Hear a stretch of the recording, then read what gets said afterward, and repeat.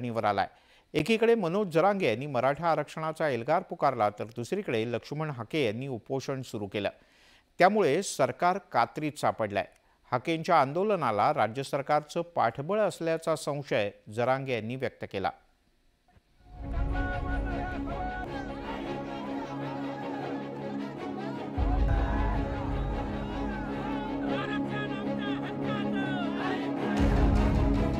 आरक्षणाच्या मुद्द्यावरून ओबीसी संघटना चांगल्याच आक्रमक झाल्या।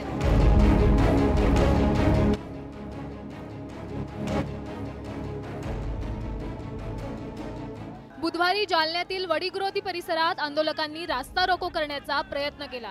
रस्त्यावर टायर जाळून वाहतूक रोखण्याचा प्रयत्न केला, पण पोलिसांनी तत्काळ घटनास्थळी धाव घेत कार्यकर्त्यांना पांगवण्यात यश मिळवलंय। तसंच पेटलेला टायर रस्त्याच्या बाजूला केलाय। ओबीसींच्या आरक्षणाला धक्का लावू नये या मागणीसाठी लक्ष्मण हाकेंनी जालन्याच्या वडीगरोदीत आमरण उपोषण सुरू केलं।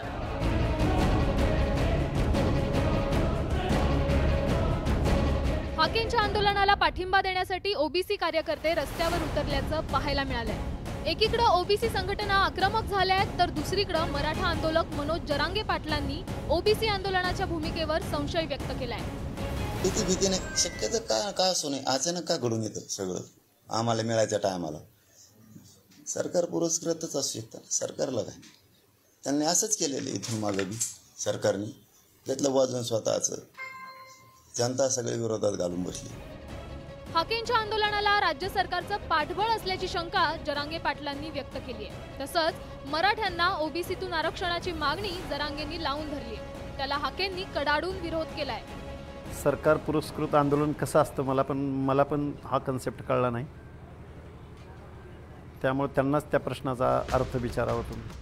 खरं तर मनोज जरांगेंनी 8 जूनला उपोषण सुरू केल्यानंतर राज्य सरकारच्या शिष्टमंडळानं जरांगेंची भेट घेत त्यांच्या मागण्यांची पूर्तता करण्यासाठी वेळ मागून घेतली। त्यानंतर जरांगेंनी सरकारला 1 महिन्याची मुदत देत आंदोलन स्थगित केलं, पण सरकारनं जरांगेंना आश्वासन दिल्यानंतर ओबीसी नेते आक्रमक झाले।